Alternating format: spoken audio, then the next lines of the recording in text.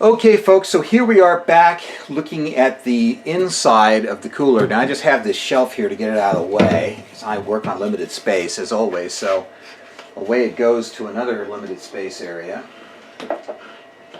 And let's see what we can see here. It looks like you can see most of the cooler.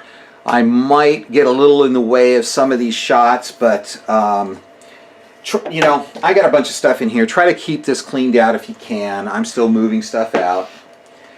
As you can see, the cooler back is fully cured up and dried, and we have a little bead down here. That's not a problem. You can test this stuff. This stuff's really heavy duty. This guy is not going anywhere. It is stuck on there firmly, and we have a completely waterproof seal here. Now, if you wanted to, you could take a little squirt bottle and you could squirt around in here and let the water drip down to make sure that this thing is on there and glued on there tight and watertight. I'm not going to bother. I've made many of these. I've tested many of them. I've never had a problem, so I'm just going to go without testing. Now, because I do a lot of different work in the shop and the CNC's not far away and I'm doing all this kind of stuff, I'll get sawdust, I get all kinds of stuff in here. So you do want to make sure that this is clear, okay? And I've blown this out with compressed air. I did that, I don't know, half an hour ago or so. And you want to make sure that this is you know, generally clean, because you know, you don't want anything growing on it, mold on it, because this will be wet. This space is going to be wet for all intents and purposes for the life of the cooler. All right, so now that we've got that cleaned up, let's remember a little while ago I talked to you about these blocks, all right, and why I gave them to you. Well, these blocks are what are used to space up this assembly. Can you see that? Yes. When you go ahead and glue it. And remember though, when we do this with the cooler on its back. That way it tends to not want to migrate anywhere. But we can use those now as an assembly aid. And if you watched the previous video, I'm going to kind of get in the way here. If you watched the previous video, you know that we spent some time pre-wiring this assembly, okay? And it looks like a bit of a mess now, but it won't be when we're all done. So because this is already mounted, it's holding that in place.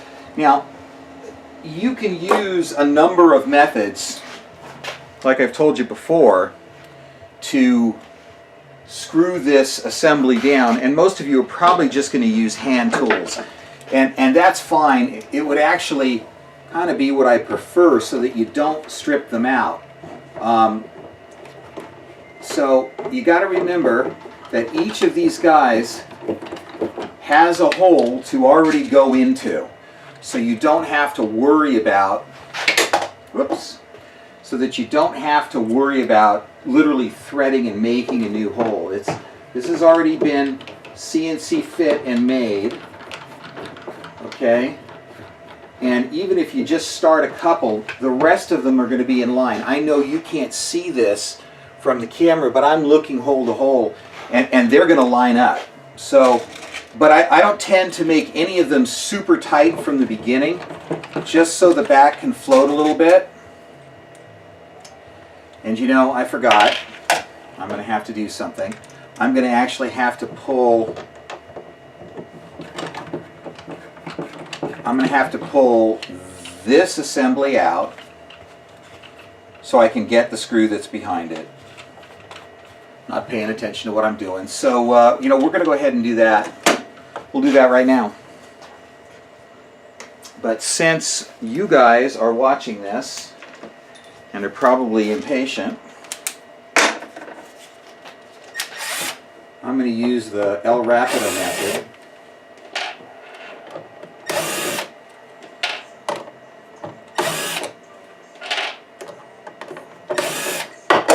Okay, so that's one. And then the fan's a little bit more sensitive.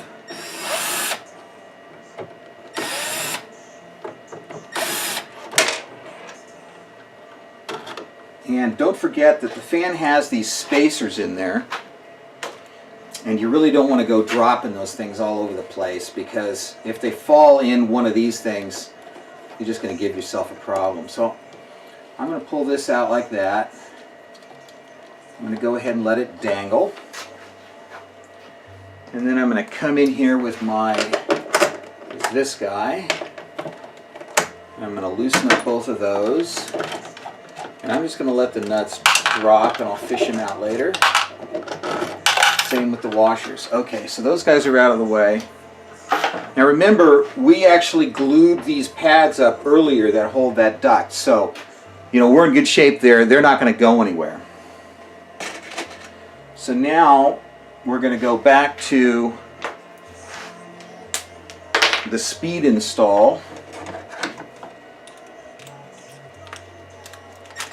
with the drill gun here.